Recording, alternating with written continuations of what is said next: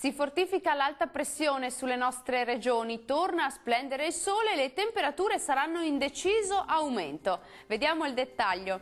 Sul Veneto sole e bel tempo pressoché ovunque, possibili un po' di nubi alte stratificate soltanto sui rilievi alpini più settentrionali.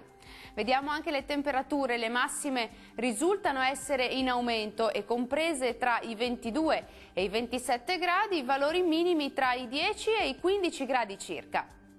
Sarà una bella giornata soleggiata anche sul Friuli Venezia Giulia, da evidenziare soltanto qualche nube alta innocua sulle aree più centro-orientali.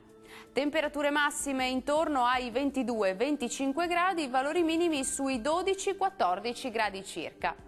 Concludiamo con uno sguardo alla situazione del Trentino Alto Adige. Sole e bel tempo salvo residui addensamenti e qualche debole pioggia sulle Alpi di confine. Temperature massime che risultano essere in lieve calo, intorno ai 25-27 gradi, minime intorno ai 10 gradi. Il mare sarà poco mosso, localmente quasi calmo nella laguna di Venezia, i venti moderati da nord-ovest.